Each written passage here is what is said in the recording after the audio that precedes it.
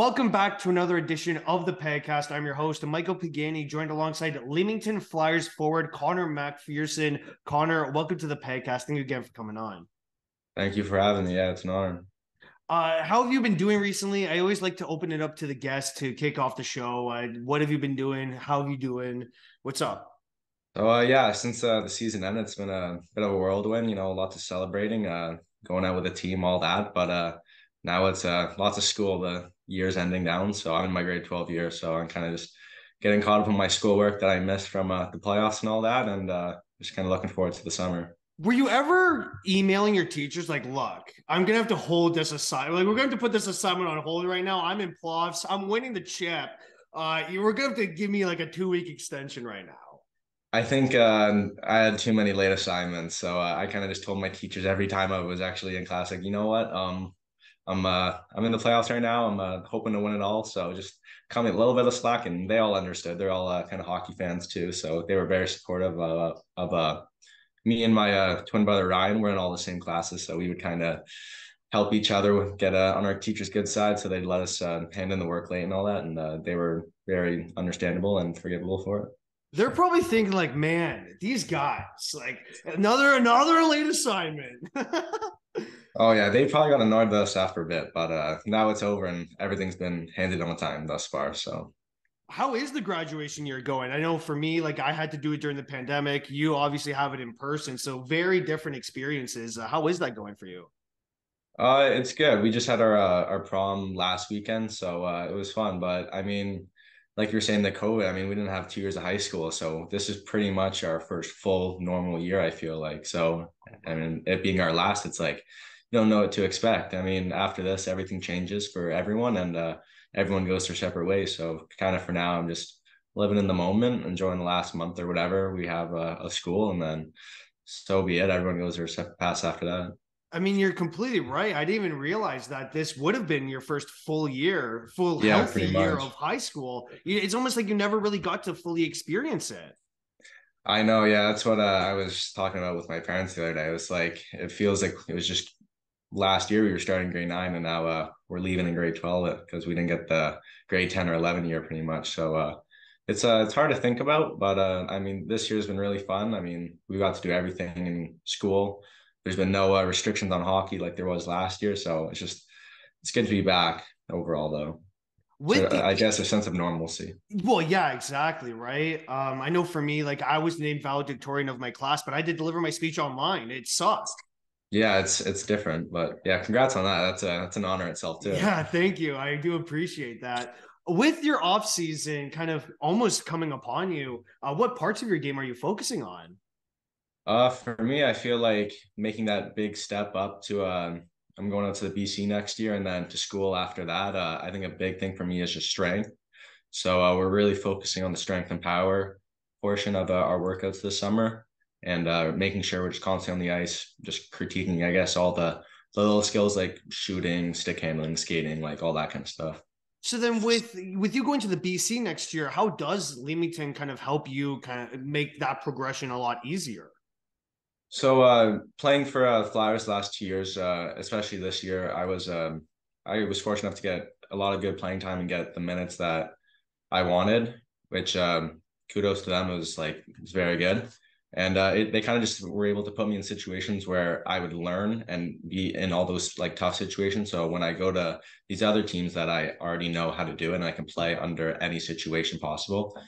So, and well, going all the way to, I kind of know how it feels to win now and what it feels like to go through a full playoff run. So I feel like with all those experiences that they kind of presented themselves on me the last 2 years, I guess that's what helps me kind of for my next future years of hockey, I guess. Getting into your story a bit of who you are, well, was there a player growing up who you wanted to model your game after? Um, I mean, I watch a lot of hockey, and I always had my favorite players. When I was growing up, like when I was younger, I loved watching Datsuk on the wings. He was a go-to guy for me. I still have his picture in my room, I'm pretty sure. But yeah, he was kind of an inspiration for me.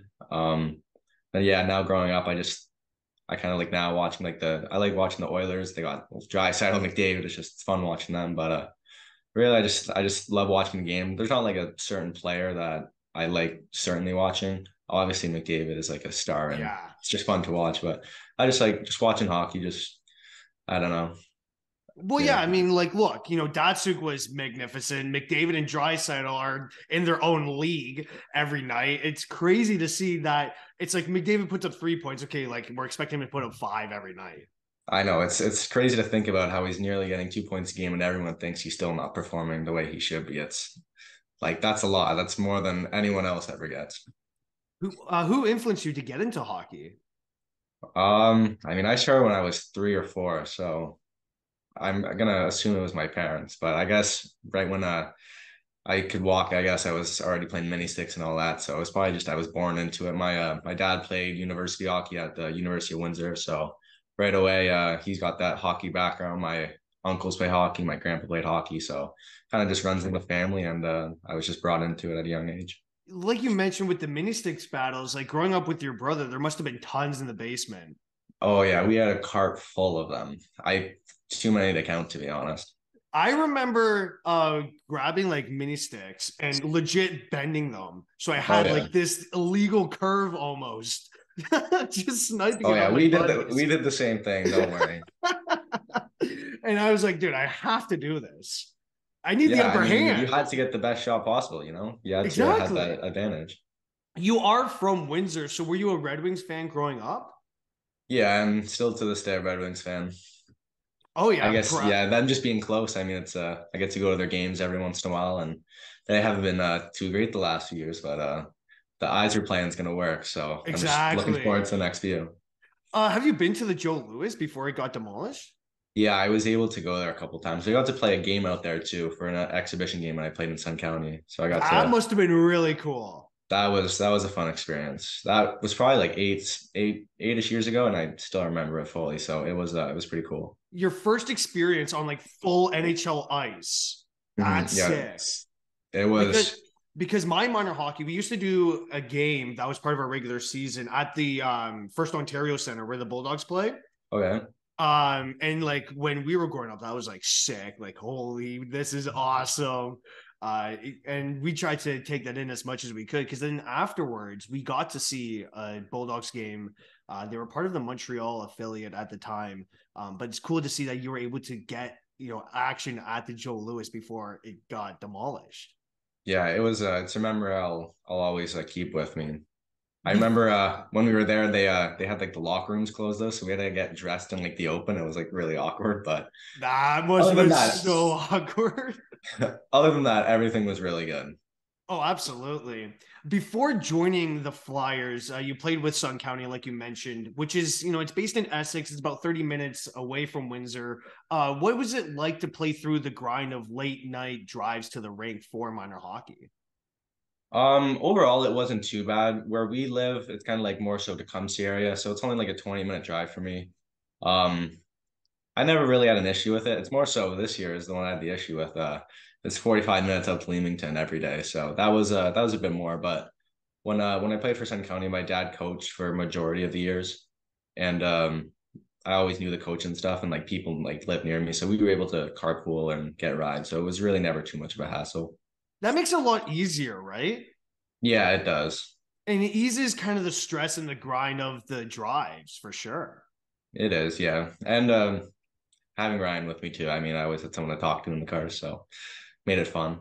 How did you adapt your everyday hockey routine when the pandemic came? So that was it was a difficult time for us, especially being in the Windsor Essex area. I mean, you don't get too many looks at compared to the GTA area. So for us, it was me and the few people that I worked out with. We just made sure every day or every other day, or we were always just doing something to stay active. Always going outside because I mean we couldn't hang out inside because everyone was kind of crazy during those times. But always outside, shooting pucks, rollerblading, just doing something, working out. And then yeah, like I've mentioned before, I was like it was good having Ryan too because he was able to do those with me, and we can kind of motivate each other to stay active and stay motivated. And yeah, once everything got opened up again, I mean, I feel like we were able to do a lot in the 2 years of COVID that maybe some people didn't do, which kind of helped us in the long run, I think. What do you remember about the world shutting down? All I remember is I would chip golf balls in my backyard every single day because I had nothing else to do. Yeah, I and remember I was in bed that and watching shooting pucks. Netflix.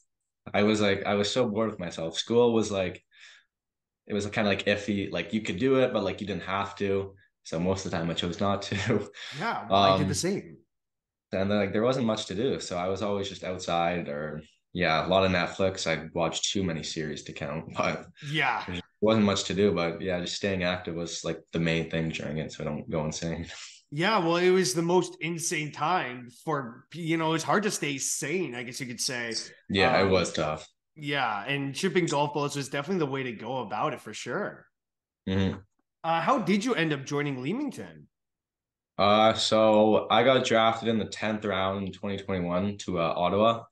And going into camp, they already had four guys signed. So going in, I kind of like, I wasn't sure if I had a chance or if they already had their guys, whatever. But overall, we had a good camp, but didn't make the team that year. And we kind of just, we know the general manager, Justin Schultz, and we've kind of been close with him. We work out with a company called Power Tech that he owns and runs. So we kind of knew him through that. And we were able to make the team as the two 16-year-olds. And we ended up having a pretty good year there. And I guess coming back this year was like we had that unfinished business where we wanted to win the whole thing and not get knocked out in the third round, which this year we were fortunate enough to do, and to be a part of that was really good. Let's talk about your first season. You earned Rookie of the Year. You were named to the All-Star team. Top points for a rookie with 57. To have earned all of those accomplishments in your first season, how does that speak to your game? Um, to be honest, going in, I wasn't even expecting a point a game. I mean, we hadn't played that draft year, right? So it's like I don't know what to expect, but yeah, I was just kind of like I said earlier, I was able to stick to the plan, especially during COVID, and make sure I was up on my like workouts and all that. One sec. Yeah, sure. Sorry, I just had to turn that off real quick. Yeah, all good, all good. Yeah, so I think going in, I was like kind of had some like kind of a little spark in me, you know. I mean, I didn't get that exposure in the OHL draft like I feel like I should have just due to the COVID and all that stuff. So going in, I kind of had a point to prove, I feel like, and yeah, to get those awards, I mean, it's hard to do, I think, but I mean, I feel like I just had that right mindset all year. And I don't know, I don't like to speak about awards because I feel like that doesn't make a player, but I mean, to win those, I mean, obviously it's nice to know that I mean your hard work pays off, and overall that's what my overall goal was, just to get better, and those awards just show for it, I feel like. Well, it's clear that your hard work did pay off considering what you did put in, what you put yourself through with the pandemic and how it shut down every rink in Southern Ontario. Yeah. It was yeah, it was a long 2 years for sure, but yeah, just staying even keel the whole time and making sure that you always had that right positive mindset, driven mindset is what helped me. And I feel like I owe it all to my success because I made sure I stayed motivated for those 2 years. You played in multiple playoff overtimes during that first deep playoff run. Did you have any nerves going into the extra frames?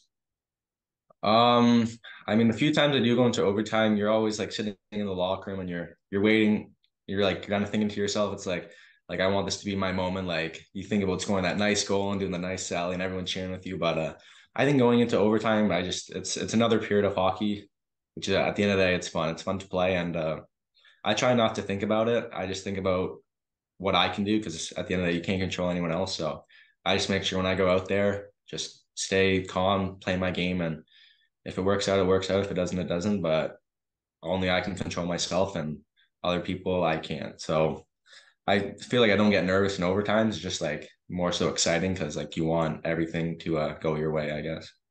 What was the biggest takeaway from your first big Goj playoff run?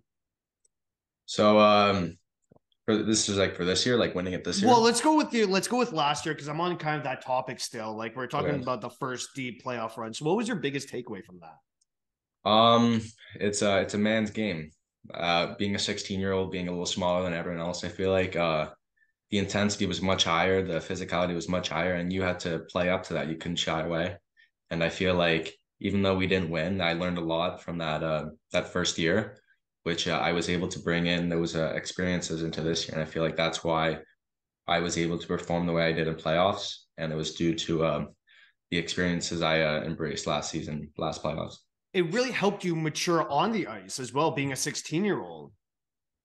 Yeah, I mean, playing with last year, I guess it was 01. So guys 4 or 5 years older than me. I mean, you're sitting in the locker room with them. They have full-time jobs. You're in grade 11 in high school. So it's kind of a maturity thing. It makes you age a little bit quicker, I feel like, and mature. So I think that experience to play as a 16-year-old was really beneficial for me. Last year, again, you scored 22 points in 16 playoff games. What's it like to be known as a consistent playoff scorer in the when it matters most? I think, yeah, I think playoffs are obviously a lot more important than regular season. You can put up 100 points in the regular season, but if you don't perform in playoffs, no one's going to remember you. So I feel like when it comes to playoff time, I focus up even more and I dial in, and I want to be known as someone who is trustworthy and can be put into any situation, any game, whether that be regular season, playoffs, etc. I want to be able to be known as someone who can produce in any type of game. This season, you were named assistant captain. Was there a moment in your first year where you thought you had a legit shot to be named as part of the leadership group? That's a good question. I feel like I was able to lead by example a lot on the ice. I'm not the most vocal person in the room. On the ice, I'm pretty vocal, but in the room, I like to stay more quiet, calm, collected, and just kind of focus on myself. But going into the season, I feel like I did a good job at kind of just showing the way, I guess, like playing and showing people how they should play, if that makes sense. Just kind of leading by example.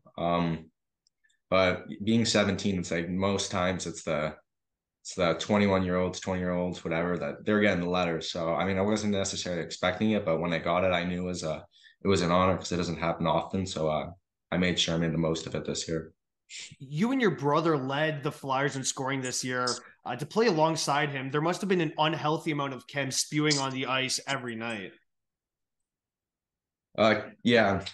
So yeah, I played with Ryan for countless years now. So kind of being on a line and being able to be named captains together, assistant captains, it's tough, I guess, because I mean more eyes are on us and we have to be able to lead this team. And I feel like having Ryan to do it with me and be able to talk to him about all our struggles or whatever we may be feeling was really beneficial. And we were able to kind of experience that together, and just it's fun to lead a team. I mean, I haven't been like a captain at this high of a level, so to be able to do that with Ryan and kind of share that experience was really good.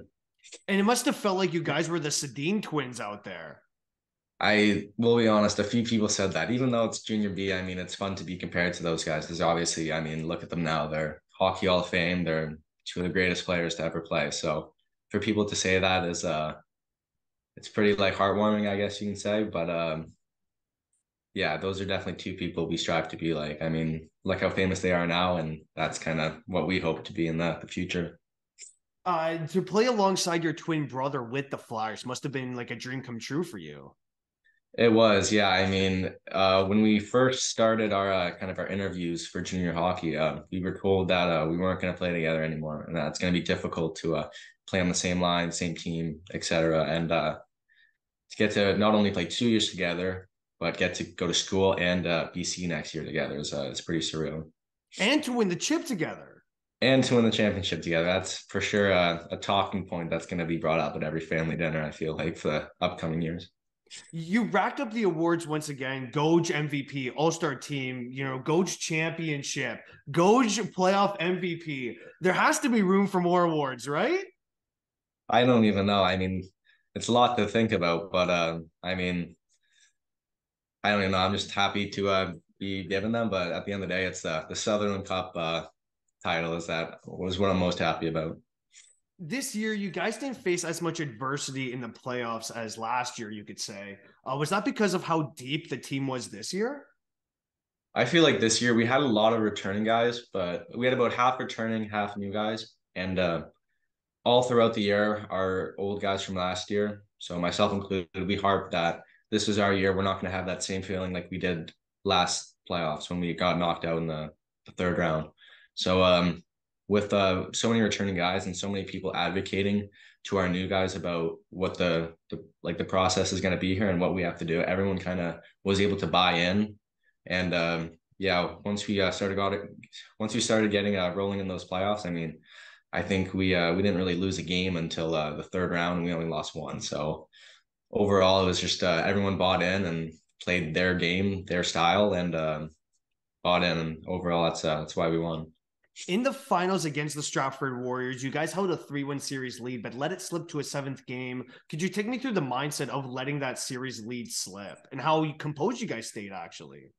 You know what? So in game five, it was when we had that chance to win it in Stratford. We were playing a good game, and I think the refs gave us I'd say a weak penalty, but a penalty nonetheless, and they ended up capitalizing late, and it kind of brought the momentum down a bit. We ended up dropping that game and then dropping game six at home, but we knew going into seven. I mean, no good teams lose three in a row. We That's a mindset we always had. I don't think I ever lost three in a row with Leamington. So we knew that we were fine. We still had a chance, like we weren't out of it. Just 50-50, whoever came up to play. And we everyone was really focused going up and just bought in. And that was probably the best game of hockey I've ever seen my team play. We limited them to like 20 shots. We had 42, I think it was. We scored 4, they scored 0. And I can't even count how many block shots we had and all that. So it was just good to see everyone buy in and I mean, to win a championship. Well, speaking about that game 7, you guys shut them out in their home barn. How does Yeah. that speak to the resilience within the group to make sure you guys secure that fourth dub? It was yeah, it shows a lot of passion, a lot of character. I mean, it was a long season for everyone, and for them to really bring it all for one last game was it was fun to watch and fun to be a part of. What and finally, what does it mean to be a GOJHL champion? It it's something that not a lot of people can say, I feel like. I mean, in that league, there's I think 24 teams and only one gets to win. So it's a tough league to win and to win it all. And it's just it's hard to think about. I mean, we're gonna get those rings, we're gonna get that banner in the arena. It's like no one's ever gonna forget that. It was the first in Leamington's franchise history. So to be a part of that too is insane. And yeah, it's definitely something that I'll never forget. The town will never forget, and the people I played with will never forget. You scored a hat trick in game 7. Do you feel as though your game does take it does go to the next step when it's do or die? I feel like I like to play under pressure sometimes. It kind of I feel like brings out the best in me. That's when I feel like at my best. And it's also fun shutting up an away crowd. So that's kind of the motivation I had going in there. And luckily enough, I was able to do that 3 times. So it was a good game, and I was just glad to help. It's music to your ears. It is. I mean, even though it's really quiet, it's a good quiet, you know. Yeah, exactly, exactly. So your draft prospect for this summer, what are you doing to prepare for that? So I just started back in the gym a week back, and pretty much working out every day. I'm on the ice. Well, now I'm going to be on the ice Monday, Wednesday, Saturday, or Sunday, sorry. And then once summer hits, I'll probably add an extra skate. So pretty much just making sure for this next month, especially leading up to the draft, I'm eating healthy, going all my workouts, giving it my all, just everything I can do to get better, every little thing. And whatever happens, happens. I mean, draft is a funny thing, is what I've been told. So if I hear my name called, that's great. But if I don't, I mean, I'm 18, so still a long way to go, I feel like. What are you going to bring to the team that drafts you? Whatever team that drafts me, if they do, I feel like I can just bring in a good right winger role. I play a good direct style. I play gritty. I play a skill game. I feel like I can do whatever is asked of me, and I feel like overall they'd be bringing in someone with a high energy work ethic, someone who's gonna give it their all for the team, and yeah, I'd be happy to be drafted by any team. So For your schooling, you've committed to the University of New Hampshire. How did you come to that decision? What factors played into that? so I remember one of their coaches named Glenn Stewart. He came down and watched us play, and then had dinner with us after, and kind of just talking to him and him with my family and all that. He was very supportive. He was very confident in us. He saw a lot of upside potential, and they committed to us really early. And we were it was kind of like a good feeling to be appreciated. We never really felt that before with any other teams as much as we did New Hampshire. And when we went on our visit, we got to meet some players, we got to meet their whole coaching staff. And it was kind of just like an atmosphere we felt like we really wanted to be a part of. And overall, that's why we made that decision to commit there. So I have a quick couple, quick fire questions here. Starting with, what's it like to be the player that teams like to neutralize, or teams have to neutralize?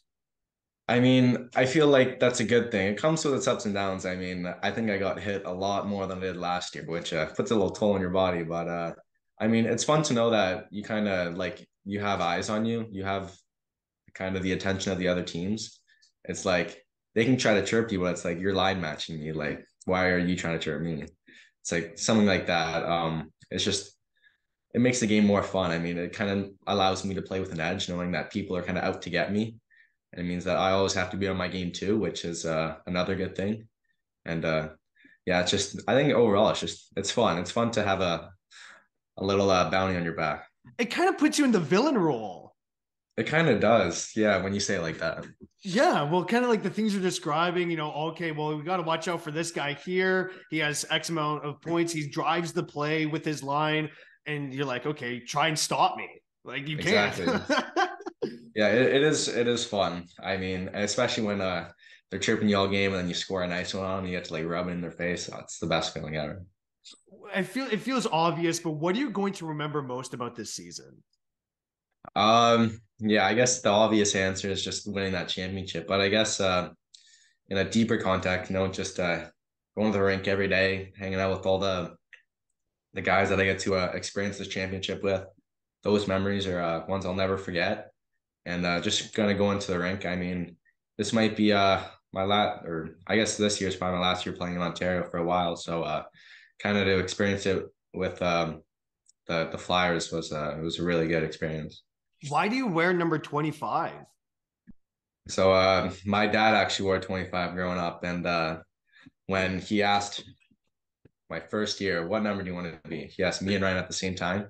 And I think before Ryan said 25, I said 25, so I can take after my dad. So Ryan didn't get that option. Oh, he did that. You were quick with it. Quick I fire. was right away. I was like, well, it's the only number I really know. I was like 4 at the time. So I was like, yep, 25. That's mine. What's your favorite off ice activity? I'm a big golfer. I'm a huge fan of golf. So I'd probably say that. I go out whenever I can. So It must yeah, get I love competitive with golfing. you and your friends. Oh yeah, especially Ryan too. We have pretty similar interests, so he's big into golf too. So we have a little 18-hole match coming up this Saturday. So Oh, we'll see who the better Macpherson twin is after that. who's the hardest player you've had to defend and why? That's a tough one. I played against a lot of tough players this year. It's hard to talk about the past because I mean I feel like I haven't played AAA since seems like years ago. But I think this year I'll kind of relate it to the finals. Number 12 on Stratford McElwain. He was or McLaughlin, sorry. He was really good. He played us hard. He was big, physical, fast. He blocked me a couple times, but he was a good player to play against, and he really I feel like brought out that edge and the best in me. So overall I'd probably say him. What's your favorite TV show? Um that's a tough one. I feel like I watch too many shows to have a favorite one. Really? So what else I some love shows you've been watching then? I watch The Office here and there, Family Guy, like The Simpsons every once in a while. Yeah, I'm a big Um, Simpsons guy as well. yeah, I watch it time to time. It's not like my go-to, but if I'm ever bored, I'll turn a show on. I like Absolutely. watching what's it called? All American. If you've seen that Okay. one, that's a good one. I don't know. I watch a little bit of everything. I don't watch a whole lot of TV. I'm normally watching TikTok on my phone if I'm bored, but when I do, I just kind of turn on whatever I see. As we're closing off this interview here, do you have any advice for younger hockey players? Just do what your heart desires, I guess. You only get to play once, and you want to be able to be happy and confident wherever you play, and you don't want other people making your decisions for you. You want to be able to advocate for yourself and do what you want. So yeah, I guess what I'm trying to say is just do whatever makes you happy and whatever you feel best doing. Well, I'd like to thank again Connor McPherson for joining me on today's Pagcast. Thank you again, Connor. Thank you again. Thank you very much for having me.